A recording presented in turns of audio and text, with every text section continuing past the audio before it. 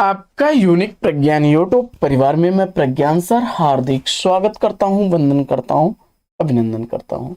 प्यारे साथियों, हम लोग अध्ययन कर रहे थे प्रयोगवाद के संदर्भ में, और इस अध्ययन श्रृंखला में हम लोग आज की इस पाठचर्या को वहीं से प्रारंभ करने वाले हैं जहां पर कल की पाठचर्या में लिया था विराम। तो आज पढ़ते हैं रघुवीर सहाय को और उसके आगे की पाठचर्या को। लेकिन इसे प्रारंभ करने से पूर्व, अगर वीडियो को पहली बार देख रहे हैं तो चैनल पर नए हैं तो कृपया चैनल को सब्सक्राइब, वीडियो को लाइक और शेयर करना बिल्कुल ना भूलें। तो बिना समय गंवाए प्रारंभ करते हैं पाठचर्या को और देखते हैं आज का अध्ययन।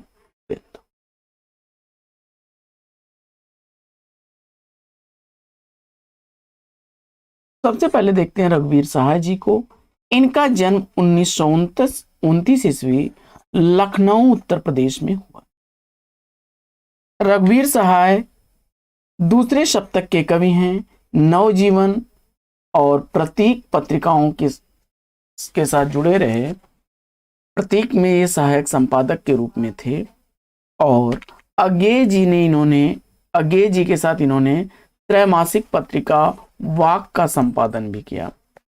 कुछ दिनों तक दिनमान पत्रिका के संपादक भी रहे और प्रथम कविता अंत का प्रारंभ इनकी है और इनका पहला काव्य संग्रह सीढ़ियों में धूप। सीढ़ियों पर धूप में काव्य कृति इनका जो है 1960 ईस्वी की प्रकाशित रचना है। आत्महत्या के विरुद्ध 1967 ईस्वी की हंसो हंसो जल्दी हंसो 1975 ईस्वी की प्रकाशित रचना लोग भूल गए हैं, यह रचना है 1982 ईस्वी की। कुछ पते कुछ चिट्ठियां 1989 ईस्वी की प्रकाशित रचना। एक समय था 1994 ईस्वी की प्रकाशित रचना है।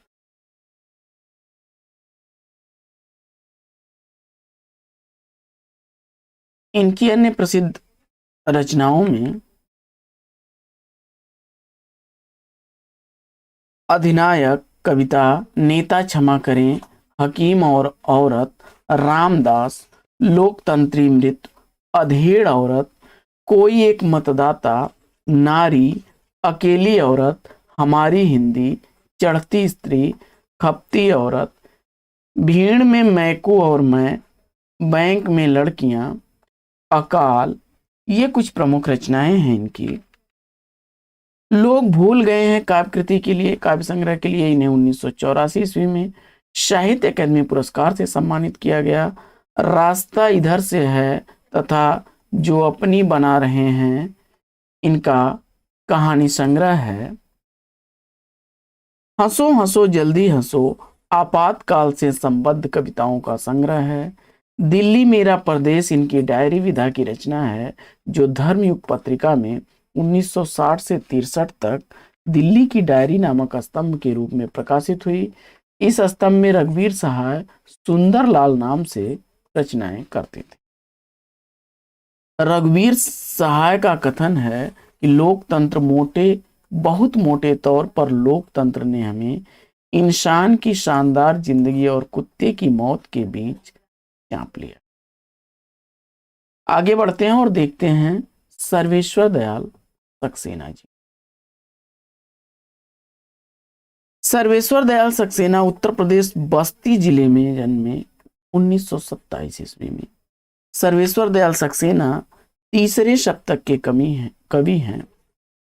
बाल पत्रिका पराग का इन्होंने संपादन भी किया और खूंटियों पर टंगे लोक काव्य संग्रह के लिए इन्हें 1983 ईस्वी में साहित्य अकादमी पुरस्कार से सम्मानित किया गया। इनके द्वारा लिखे गए काव्य संग्रह में काठ की घंटियां 1959 ईस्वी, बांस का पुल 1963 ईस्वी, एक सूनी नाव 1966 ईस्वी, गर्म हवाएं 1969 ईस्वी, कुआनो नदी 1973 ईस्वी, जंगल का दर्द 1976 ईस्वी, खूंटियों पर टंगे लोग 1982 ईस्वी की प्रकाशित रचना है।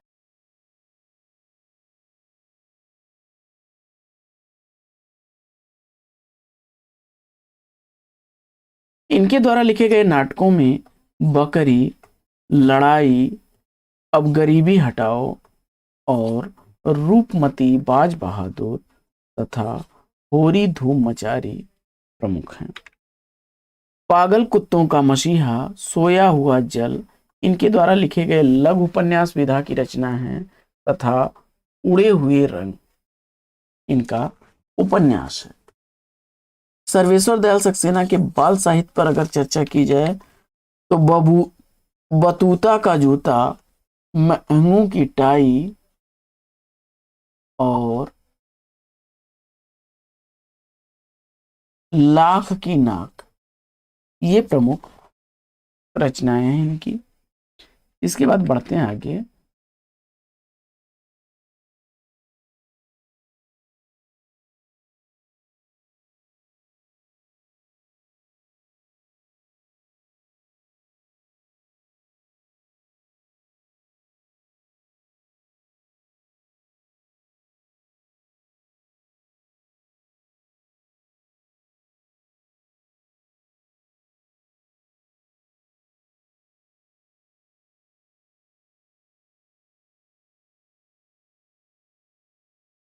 सर्वेश्वर दयाल सक्सेना की कुछ चर्चित कविताओं पर चर्चा करते हैं।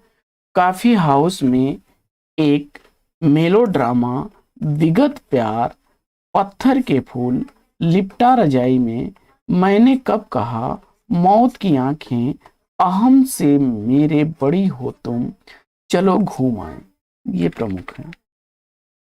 अब आगे बढ़ते हैं और देखते हैं शमशेर बहादुर सिंह को। 1911 ईस्वी में देहरादून उत्तराखंड में जन्मे। हंस पत्रिका के कुछ दिनों तक संपादक भी रहे। प्रगतिवादी कविताएं भी ये लिखते थे।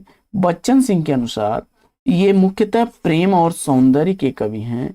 कहीं दोनों अलग और कहीं दोनों एक अद्भुत रासायनिक घोल हैं। शमशेर के संदर्भ में अज्ञे ने कहा है कि शमशेर कवियों के कवि हैं, तो मुक्तिबोध ने कहा कि शमशेर की मूल मनोवृत्ति एक इम्प्रेशनिस्टिक चित्रकार की है और प्रणय जीवन के प्रसंगबद्ध रसवादी कवि हैं। रामचंद्र तिवारी ने कहा कि शमशेर का गद्य हिंदी का जातीय गद्य है। मलयज ने कहा कि शमशेर मुड्स के कवि हैं, किसी विजन के नहीं। विष्णु खरे ने कहा कि शमशेर की शमशेरियत। तो रामस्वरूप चतुर्वेदी शमशेर बहादुर सिंह के संदर्भ में लिखते हैं कि भाषा में बोलचाल के गद्य का लहजा और लय में संगीत का चरम अमूर्तन, इन दो परस्पर विरोधी मन स्थितियों को उनकी कला साधती है। अब आगे बढ़ते हैं।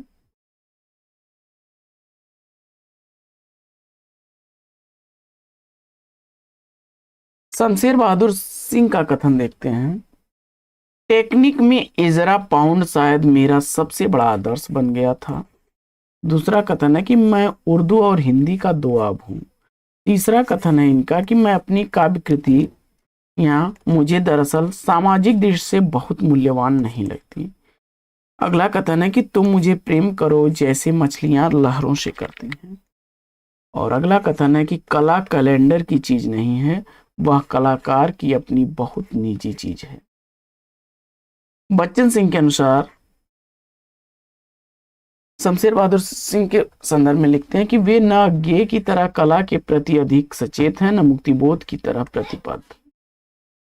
दूसरा कथन है बच्चन सिंह का इनके संदर्भ में कि वे रोमांटिक होकर भी रोमांटिक नहीं है, प्रगतिवादी होकर भी प्रगतिवादी नहीं है, प्रयोगवादी होकर के प्रयोगवादी नहीं है।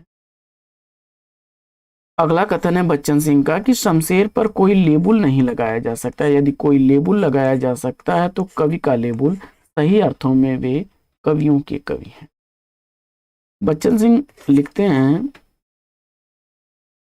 निराला जी का है, निराला जी लिखते हैं कि निराला जी के प्रति शमशेर बहादुर सिंह का कथन है, क्षमा करें, निराला जी के संदर्भ में शमशेर बहादुर सिंह लिखते हैं कि छू किया करते आधुनिकतम दाह मानव का, साधना स्वर में शांति शीतल।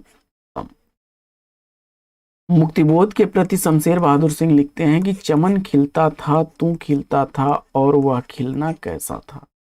बच्चन सिंह के अनुसार शमशेर अंतर्दृष्टि संपन्न कल्पना के कवि हैं। वे खूबसूरत लयात्मक सृष्टि करते हैं। शमशेर बहादुर सिंह की रचनाओं में कुछ कविताएं 1959 ईस्वी की, कुछ और कविताएं 1961 ईस्वी की, चूका भी नहीं हूं मैं 1975 ईस्वी का, इतने पास अपने 1980 ईस्वी का, बात बोलेगी 1981 ईस्वी की प्रकाशित रचना है, काल तुझसे होड़ है मेरी 1988 ईस्वी की, टूटी हुई बिखरी हुई 1990 ईस्वी की, कहीं बहुत दूर से सुन रहा हूं 1995 ईस्वी की, और हम नहीं सुकून की तलाश 1998 ईस्वी की रचनाएं शमशेर बहादुर सिंह की हैं। इसके अलावा उन्होंने उदिता आत्म अभिव्यक्ति का संघर्ष 1980 ईस्वी, दो आब निबंध संग्रह है इनका, और शमशेर की डायरी डायरी विधा की रचना है इनकी।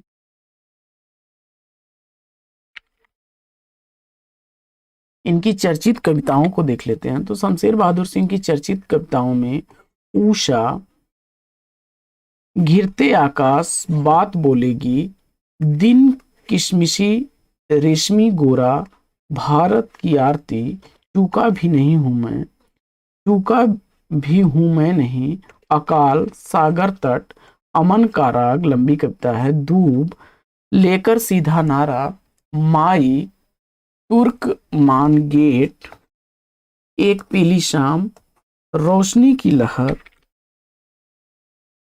टूटी हुई बिखरी हुई, बैल, जीवन की कमान, मेरी असली जमीन तो रोमानी थी, रोमानी बनी रही। ये प्रमुख काव्य रचनाएं हैं इनकी। तो साथियों, इसके बाद नरेश मेहता के संदर्भ में हम लोग अगले वीडियो में पढ़ेंगे। आज की इस पाठचर्या में लेते हैं पर विराम, फिर मिलेंगे आपसे अगले वीडियो में एक नए प्रकरण, एक नए टॉपिक, एक नए अंदाज में। तब तक के लिए लेते हैं आपसे विदा। आपका जीवन मंगलमय हो। बेस्ट विशेष बेस्ट ऑफ लक। जय हिंद।